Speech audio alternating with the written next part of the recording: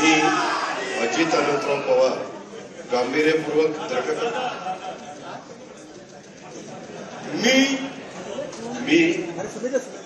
अजित पवार गांभीर्यपूर्वक दृढकथन करतो की कायद्याद्वारे स्थापित झाले आहे अशा भारतीय संविधानाबद्दल मी खरी श्रद्धा व निष्ठा बाळगीन. मी भारताची सार्वभौमता व एकात्मता उन्नत राखीन. मी महाराष्ट्र राज्याचा उपमुख्यमंत्री म्हणून माझी कामे निष्ठापूर्वक व शुद्ध बुद्धीने पार पाडी आणि संविधान व कायदा यानुसार सर्व तऱ्हेच्या लोकांना मी निर्भयपणे व निस्पृहपणे तसेच कोणाच्याही विषयी ममतभाव किंवा आकस न बाळगता न्याय वागणूक देईन. मी अजित पवार गांभीर्यपूर्वक दृढकथन करतो की महाराष्ट्र राज्याचा उपमुख्यमंत्री म्हणून माझ्या विचारार्थ आणले जाईल किंवा ज्ञात होईल अशी कोणतीही बाब असा उपमुख्यमंत्री म्हणून माझी कामे यथायोग्य पार पाडण्यासाठी आवश्यक असेल ते खेरीज करून एरवी मी कोणत्याही व्यक्तीला किंवा व्यक्तींना प्रत्यक्षपणे व अप्रत्यक्षपणे कळवणार नाही किंवा त्यांच्याकडे उघड करणार नाही.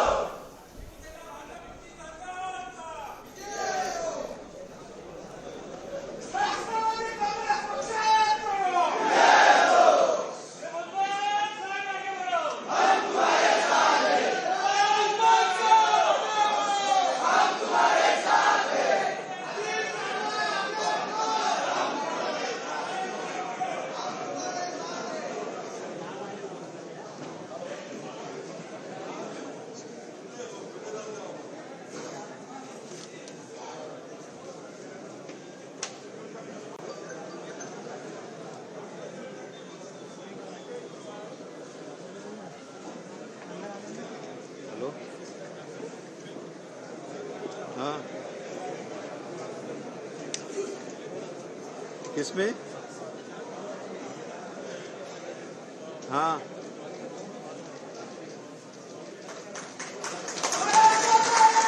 नहीं, मतलब कंटिन्यू रखो ना.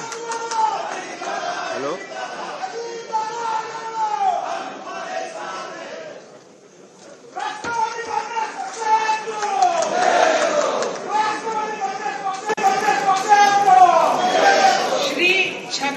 चंद्रकांत भुजबळ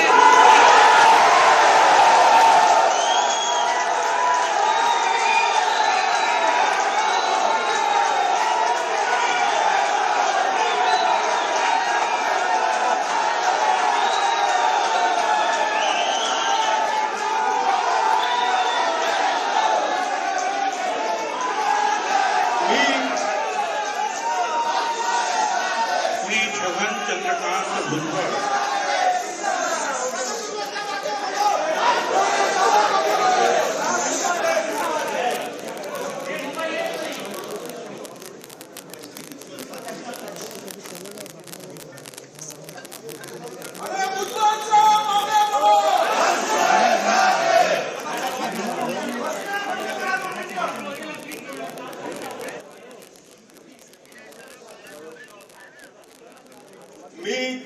मी चंद्रकांत भुजबळ गांभीर्यपूर्वक दृढकथन करतो की कायद्याद्वारे स्थापित झाले आहे अशा भारतीय संविधानाबद्दल मी खरी श्रद्धा व निष्ठा बाळगीन. मी भारताची सार्वभौमता व एकात्मता उन्नत राखेन.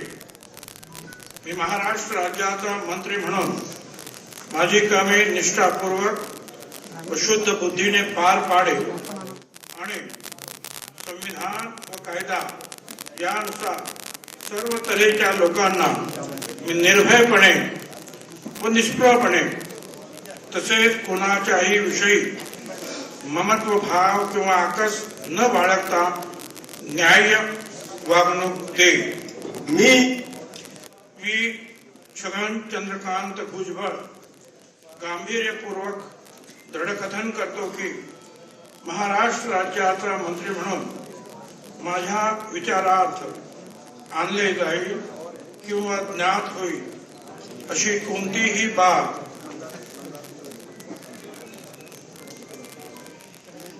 मंत्री म्हणून माझी कामे यथायोग्य पार पाडण्यासाठी आवश्यक असेल ते खेरीज करून एरवी मी कोणत्याही व्यक्तीला व व्यक्तींना प्रत्यक्षपणे व अप्रत्यक्षपणे कळवणार नाही किंवा त्यांच्याकडे उघड करणार नाही.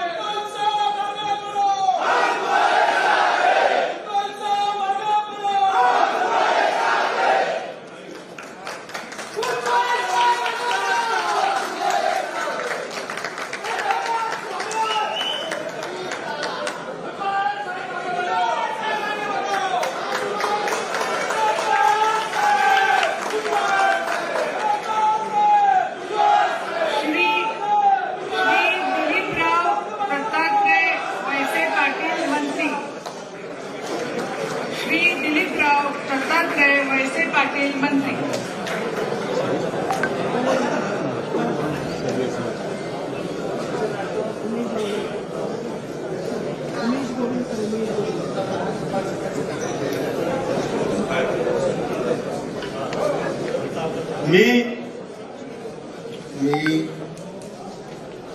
देवेंद्र दत्तात्रय वळसे पाटील विश्वासाची शपथ घेतो की कायद्याद्वारे स्थापित झाले आहे अशा भारतीय संविधानाबद्दल मी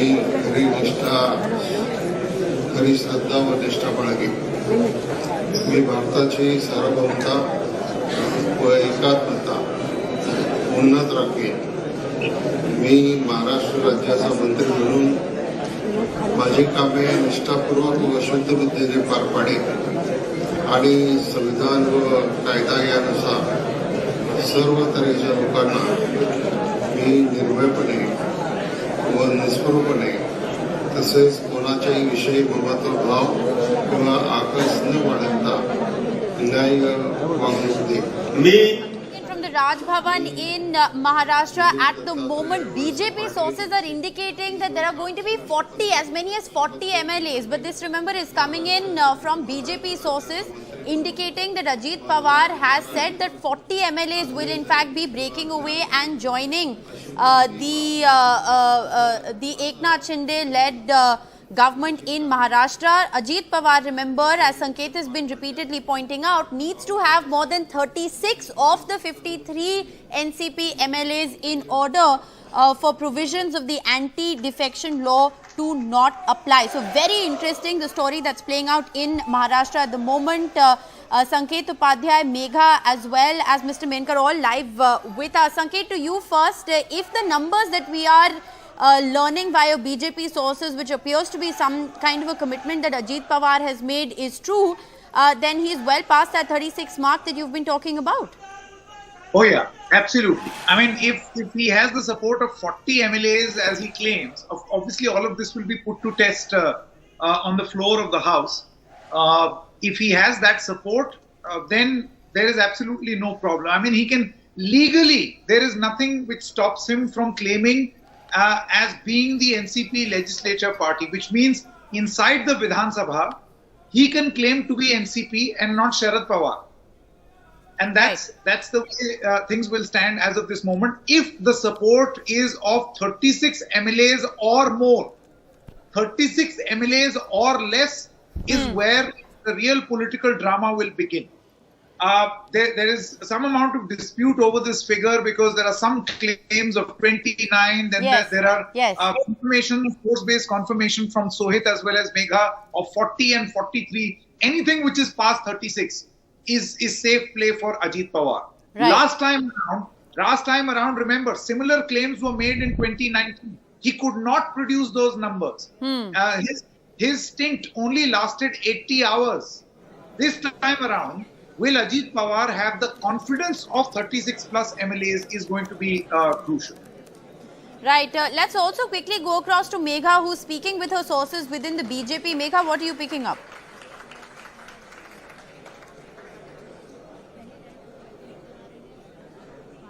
Megha, can you hear me? All right, we believe to have lost that line with Megha. We'll just try and reconnect with Megha. Jayant Menkar, you know, if we just look at the numbers, purely speaking in terms of what it means for Ajit Pawar, like Sanket was saying, this is history repeating itself. We've seen this happen. We've seen these commitments being made in the past and he hasn't been able to go through with them.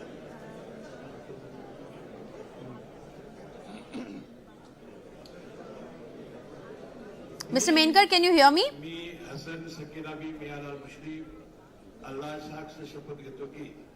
All right, we seem to be having some audio trouble there with Mr. Menkar as well. We'll try and reconnect with both Megha and Jayant Menkar in just a moment. Interesting here what our colleague Arvind Gunasekar, who tracks the election commission for us, he is saying that even if Ajit Pawar has 50 MLAs, NCP can still move for disqualification under the 10th schedule. He says as per the recent SC Constitution Bench judgment, the original party has to merge. So there's that bit of technical detail as well here that must be reported, that even if he has 50 MLAs, Ajit Pawar, the NCP can still move for disqualification. So that will be interesting to see how that pans out. All right.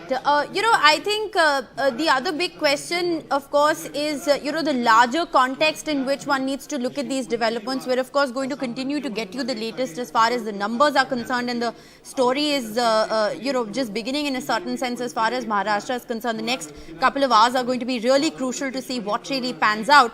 But Sanket, you know, would you like to just comment very briefly on, you know, the larger point? I mean, it's not like the Eknath Shinde government needs the numbers. They have the numbers, they have the support.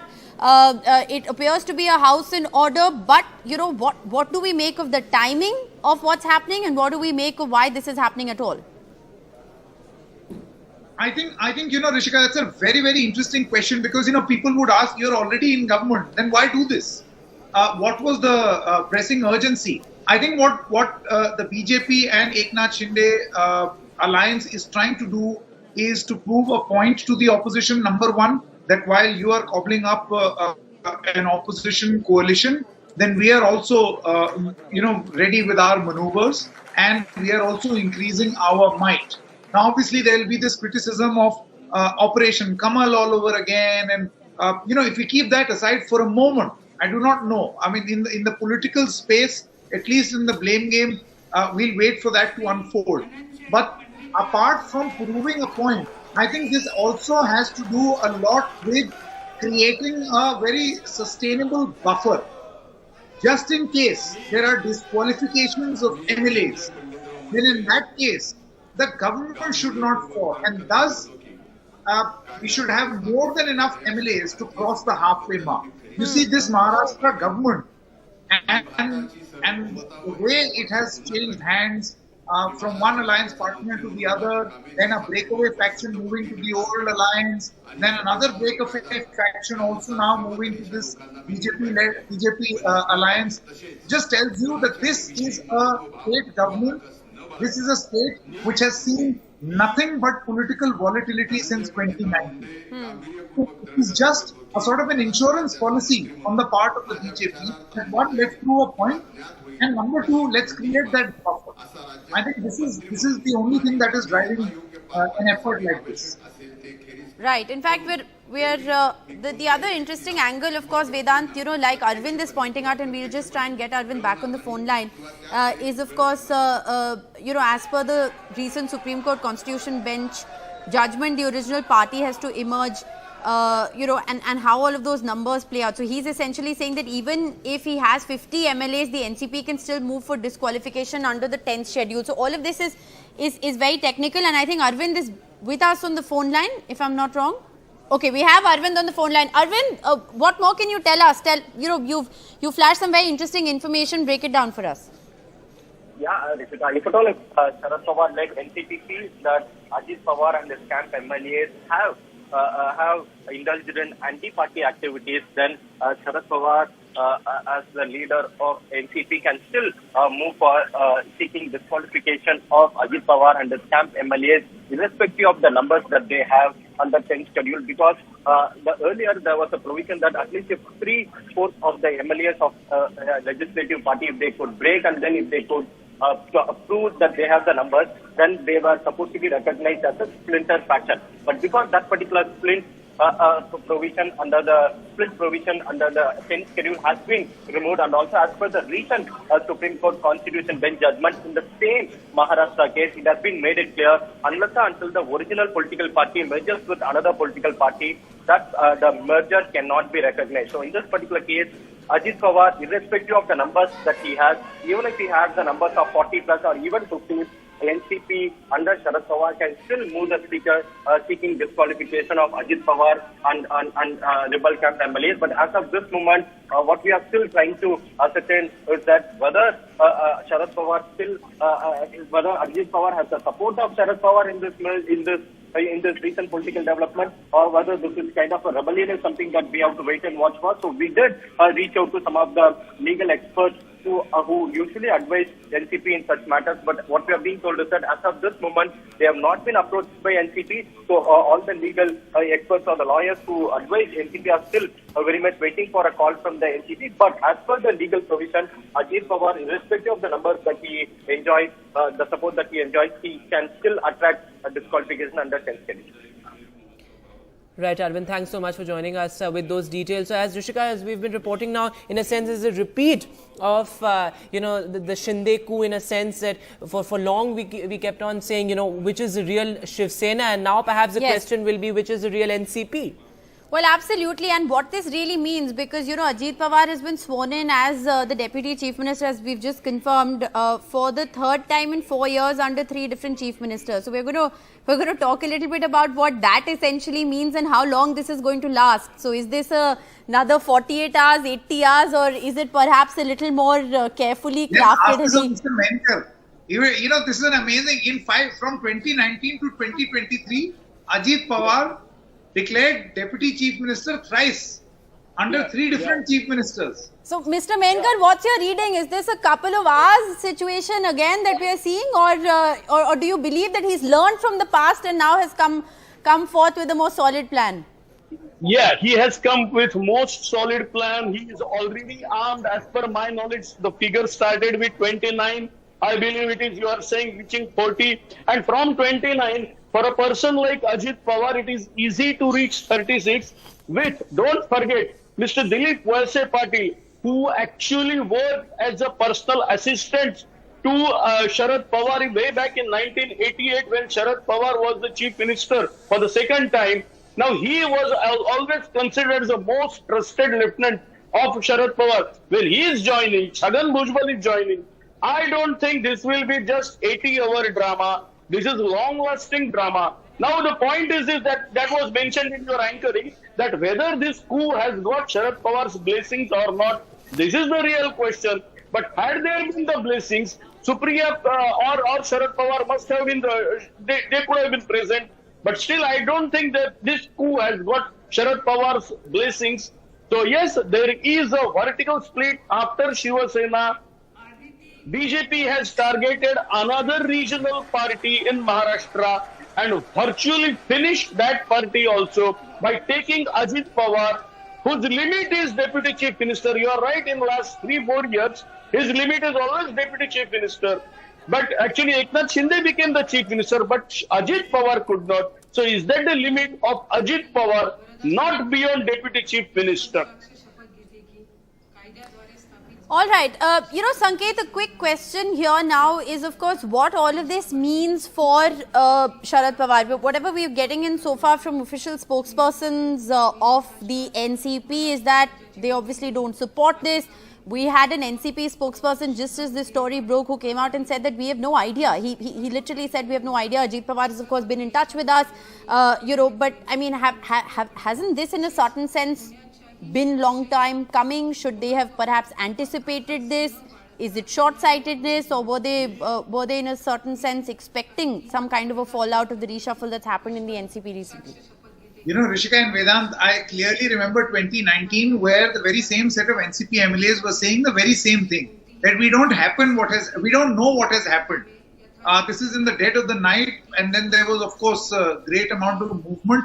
At that time, perhaps Mr. Sharad Pawar was in greater control and he was able to get Ajit Pawar back, influence a large number of these NCP MLAs, and then eventually form the Maharashtra Vikas Aghadi. Of course, it's very clear that did not last for very long. This time around, as Mr. Linkar is also mentioning, it seems that this is a slightly different Ajit Pawar. This Ajit Pawar has a lot to do with an internal party feud which did not go in his favor, and then him eventually deciding that that's it, enough is enough, I need to move.